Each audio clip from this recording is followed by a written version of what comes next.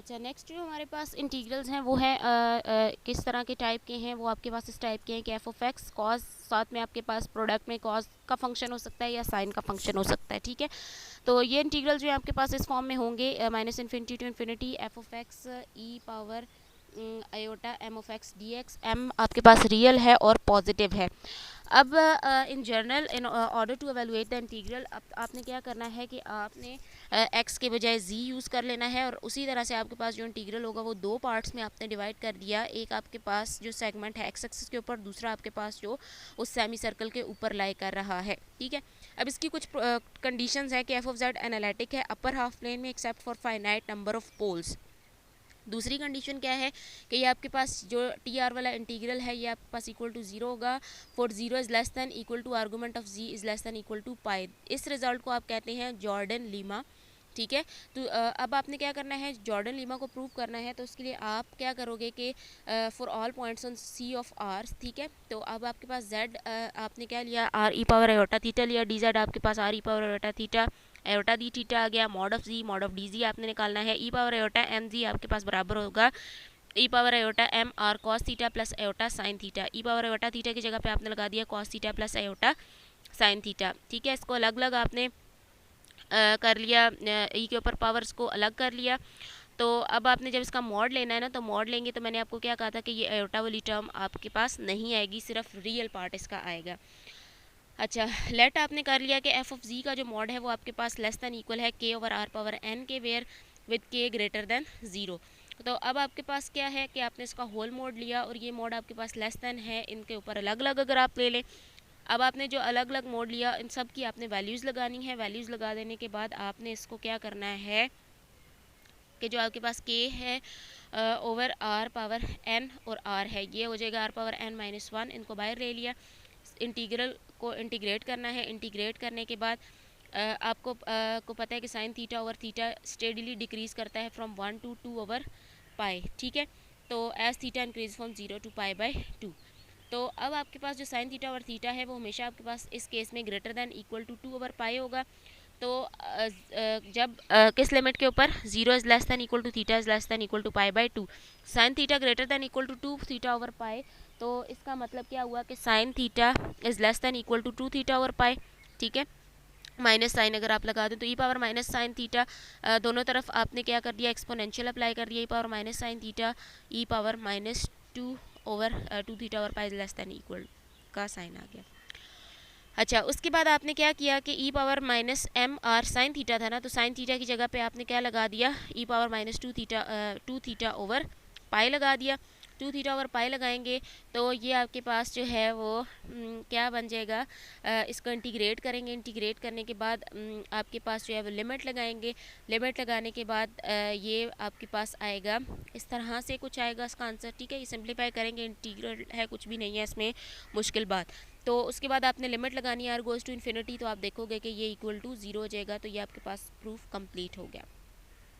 इसके बाद है एग्जांपल है कि prove that this integral equal to pi E power minus K A और this integral equal to X cos K X over x square plus A square D X equal to zero. तो अब आपने complex integral ले लिया। Complex integral में आपने क्या किया कि जो है वो इसको अगेन दो पार्ट्स में डिवाइड कर लिया। इसके बाद आपने इसके पोल्स फाइंड किए। पोल्स फाइंड करने के बाद जो आपके पास प्लस आयोटा वाला जो है पोल वो लाई करेगा अपर हाफ प्लेन में। तो हमने क्या करना है, हमने कैलकुलेट करने हैं residues of F of G at Z is equals to iota A, ठीक है। आयोटा ए के ऊपर आपने फाइंड किया जो पोल, वो आपके पास minus K A over to आ गया, ठीक है। ये बहुत सारी एग्जांपल्स आपने कर लिए, तो अब जो है वो रेजिड्यूज फाइंड करना आपको आना चाहिए। तो sum of residues, Cauchy residues theorem लगाएंगे। सम ऑफ रेजिड्यूज लगाने के बाद ये आपके पास इस इंटीग्रल का आंसर ये आ जाएगा। उसके बाद आपने क्या करना है, एवेलुएट करना है second integral on the right hand side of the semi circle. वही काम आपने इसमें करना है, अलग अलग मॉड लेना, लेस देन हो जाएगा। वैल्यूज़ लगाएंगे। वैल्यूज़ लगाने के बाद आपने सॉल्व करना है। साइन थीटा की जगह पे अगेन आपने 2 ओवर पाई लगा दिया और 2 थीटा ओवर पाई आ गया। उसको अगेन आपने उसी तरह से सॉल्व करना है जिस तरह आपने जॉर्डन लीमा को प्रूव किया। जॉर्डन लीमा को प्रूव करने के लिए ये आपके पास जो था इसका आंसर ज़ीरो आ जाता है, ठीक है। तो ये अब आपके पास क्या बचा इस इंटीग्रल का answer iota pi minus K ए बचा। अब ये देखो आपके पास ये जो इंटीग्रल है, आपने कहा था कि ये कॉम्प्लेक्स इंटीग्रल है, कॉम्प्लेक्स इंटीग्रल है तो आपने इसको क्या करना है, इसके रियल और इमेजिनरी पार्ट्स में इसको डिवाइड कर देना है, ठीक है। z को आपने इसके रियल और इमेजिनरी पार्ट्स में डिवाइड करेंगे तो जो रियल पार्ट है आपके पास वो आपने अलग कर लिया, इमेजिनरी अलग कर लिया। इक्वेशन के दोनों तरफ आपने रियल और इमेजिनरी पार्ट्स को कंपेयर करना है।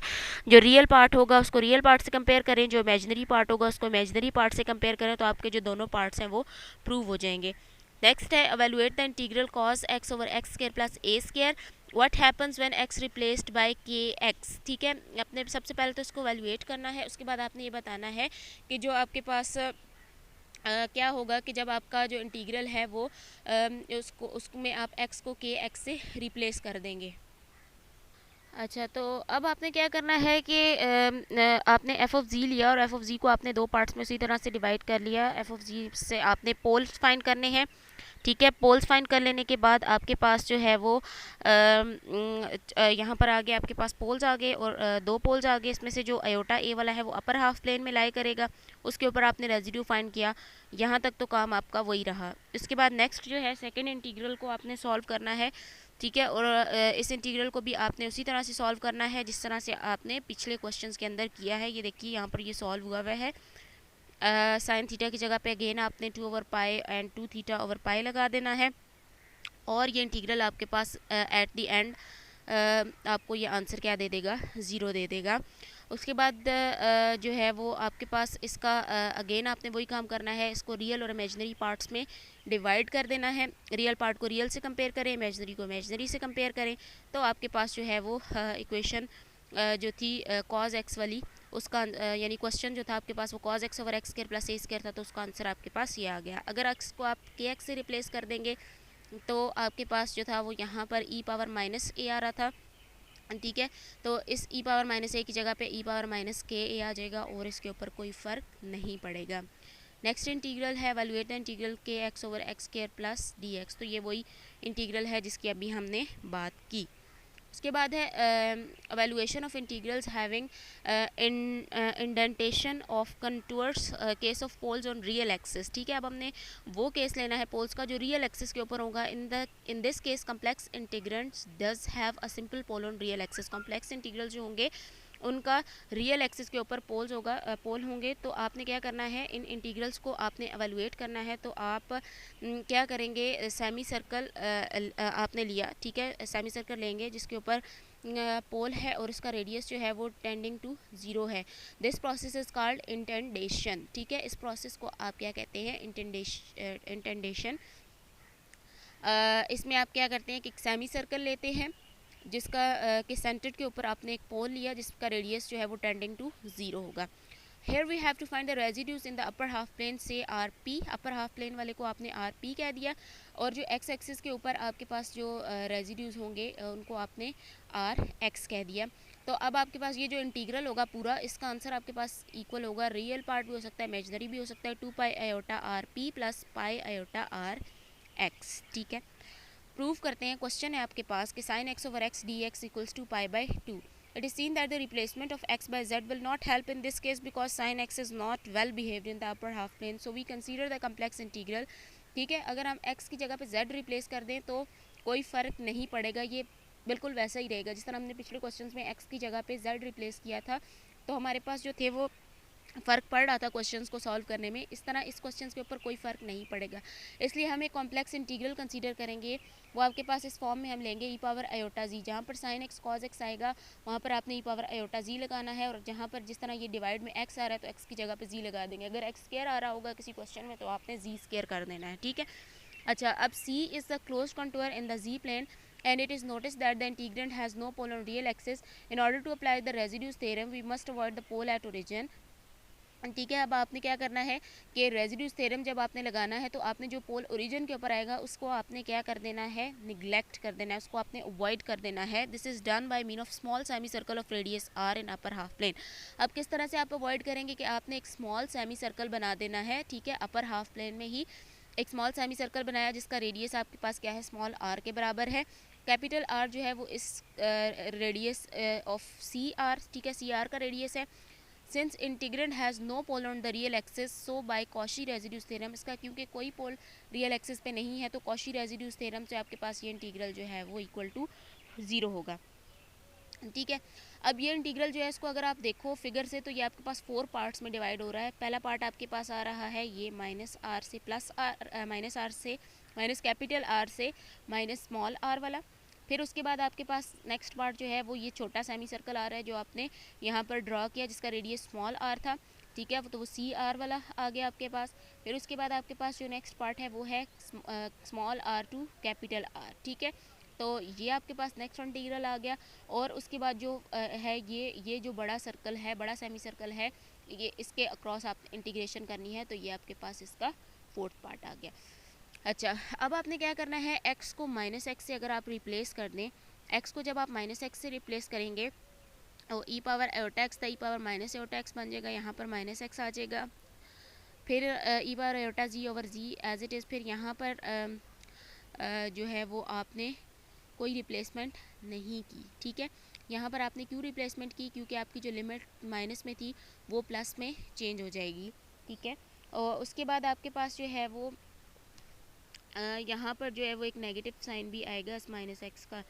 तो उसके बाद आपने क्या करना है कि जो x वाले इंटीग्रल्स हैं दोनों उनको आपने एक साथ लिख लिया और z वाले इंटीग्रल्स को एक साथ कर लिया। x वाले इंटीग्रल्स को आपने देखें लिमिट सेम हो चुकी हैं, पहले माइनस में थी अब प्लस में हो चुकी हैं। तो जब नहीं यहाँ पर जो है सॉरी माइनस नहीं आएगा, ये लिमिट आपने चेंज की, अपर लिमिट और लोअर लिमिट को एक्सचेंज किया तो तब यहाँ पर माइनस साइन आया। बाकी ये जो माइनस साइन यहाँ पर नहीं आया वो क्यों नहीं आया, क्योंकि आपकी जो लिमिट्स थी वो भी माइनस से प्लस में चेंज हो गई थी। तो अब ये जो है वो आप देखो ये आपके पास बन रहा है E power iota X minus E power iota minus X over 2 iota होना चाहिए, तो 2 आयोटा से मल्टीप्लाई और डिवाइड कर ले आप अगर यहाँ पर। तो जो मल्टीप्लाई वाला 2 आयोटा वो ये आ गया और जो डिवाइड वाला 2 आयोटा वो मिलके ये इसके साथ मिलके वो साइन एक्स बन गया, साइन एक्स ओवर एक्स आ गया। ये आपके पास टर्म एज इट इज़, ये टर्म एज इट इज़। अब आपने क्या करना है, जब आपके पास लिमिट होगी capital R goes to infinity small r goes to 0, तो आपने क्या करना है यूजिंग जॉर्डन लीमास आप इसके ऊपर लगाएंगे। Capital R goes to infinity है तो ये वाला इंटीग्रल तो आपके पास हो गया 0। स्मॉल आर गोज़ टू 0 है तो स्मॉल आर गोज़ टू 0 जो है वो आपके पास बाकी बचेगा, ये वाला इंटीग्रल बचेगा और ये वाला इंटीग्रल बचेगा। इसमें से एक इंटीग्रल को उठा के आप जो है वो दूसरी साइड लेंगे तो ये नेगेटिव साइन उसके साथ आ गया।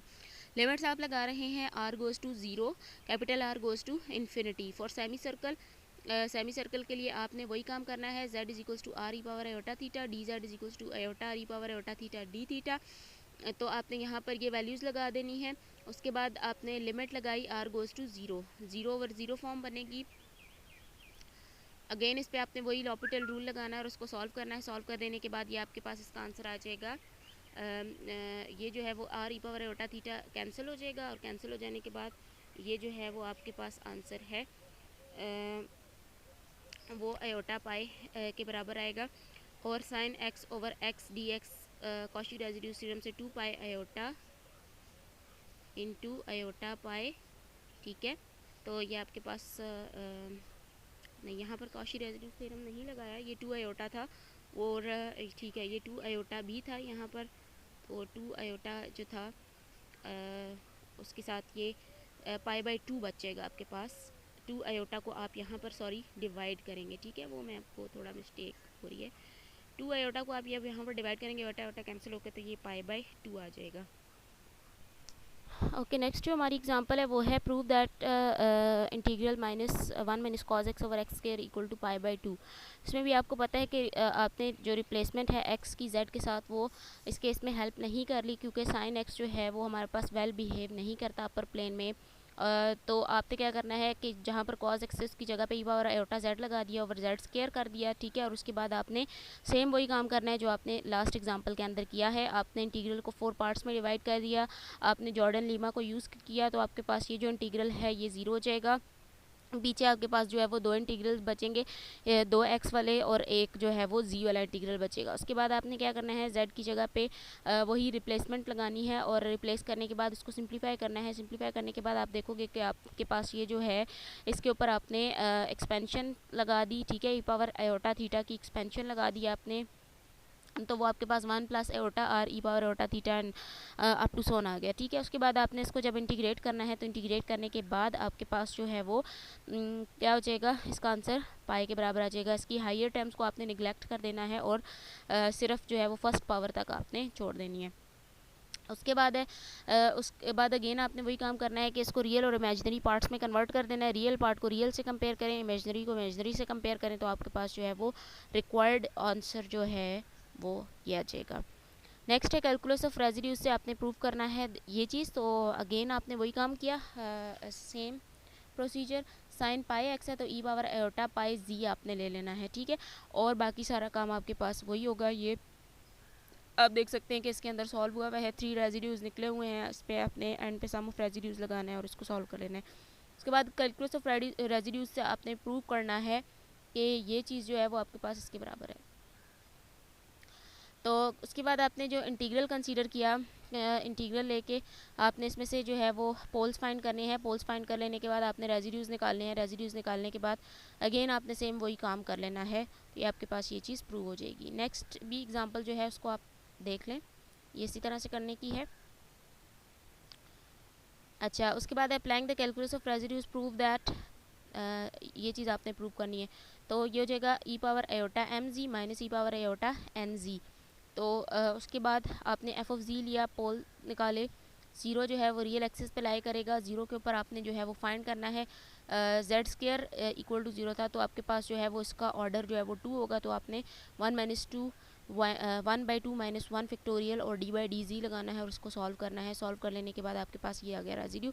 उसके बाद सम ऑफ रेजिड्यूज़ करेंगे तो आपके पास ये आ जाएगा। Applying the calculus of residues prove that sine m x over this one, इसमें भी आपने सेम वही काम करना है। आप देख सकते हैं ये इंतहाई आसान सवाल हैं, इनको आप खुद से सॉल्व कर सकते हैं। सिर्फ मैं ये आपको जस्ट इनका दिखा रही हूँ। एक नेक्स्ट ये एग्जांपल भी है, इसको भी आप खुद से सॉल्व कर लेंगे।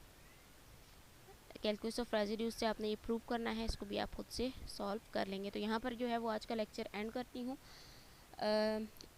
अगर कोई भी मसला हो तो आप मेरे से कमेंट्स करके पूछ सकते हैं, कोई क्वेश्चन अगर आपका है तो। Thank you so much.